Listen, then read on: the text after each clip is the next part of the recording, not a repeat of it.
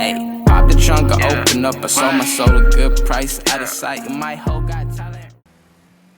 Recently I've had a lot of questions about my controller settings, my bindings, and the Deadzone I'm using.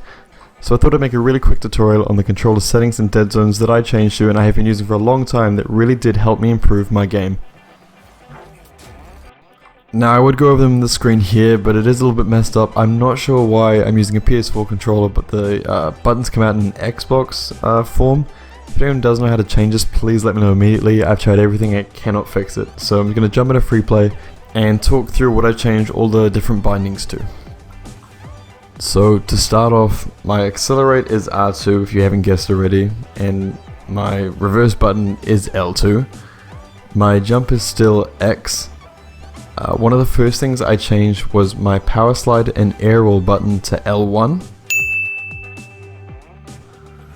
I'll go over why I changed all of these in the end. I'm just going to run them through first. My boost is on R1. And I have my air roll left as my square button. This last one I changed just to make half flips and tornado spins a bit easier for myself. So the reason I changed my boost to R1 is it frees up my thumb and making it not have to jump between X and square button between jumping and boosting, and also because my right index finger was always just lying on the R1 button anyway, so I thought may as well use it. So yes, I do play with both my middle fingers on the accelerate and reverse button and my index fingers on my R1 and L1 button. So yep, my R1 is boost and I changed my L1 to power slide and air rolling. The reason I changed them both to L1 is because it allows me to boost, turn and power slide at the same time for effective turns, but also while I'm in the air it means I can air roll freely without the worry that I'm going to hit another button or maybe throw off my flight pattern a little bit. Changing my air roll button to L1 was a tip I was given when I just started out Rocket League, and it really helps free up your movement. It allows you to hold the button down while you're in the air and then do the rest of the work with your thumb to properly align yourself with the ball and line up the kind of angle you want to be hitting. If you haven't done this already, I definitely recommend trying it out, seeing if you like it. I have seen a few posts around saying that binding air roll left and air roll right to two different buttons gives you much more control in the way you land and the way you take off, and it makes your taking off apparently a little less shaky. It means you can land a bit more consistently, and apparently your angles get a bit better as well. If anyone has tried this out, or if these are anyone's bindings, please let me know if it does work for you. I might be giving it a try in the future if the result is that it does help out a bit more. I haven't ever tried it, but it is something I'll definitely give a go if I think it can help me improve my game.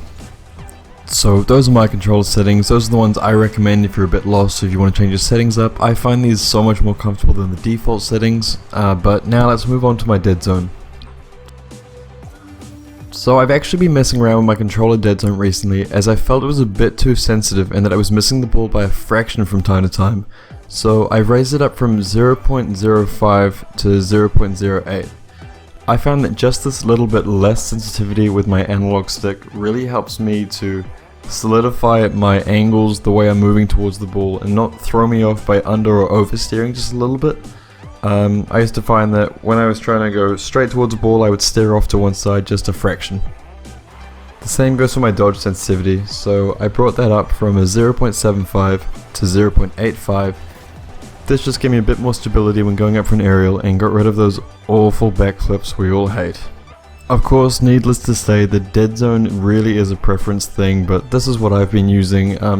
Feel free to use what I'm using, but make sure you do check out for yourself what is comfortable for you. A lot of the time you're going to want to adjust it to fit yourself and fit how you play. So that is everything from me today. I hope this video helped answer all the controller settings questions I've been getting recently. I really should have put that up before I started putting the controller overlay in. I didn't really think about it. But hopefully this helps you to figure out what I've been pressing this entire time. If you enjoyed the video, make sure to like and subscribe so you don't miss out on any future content. That's all from me today. I'll see you next time.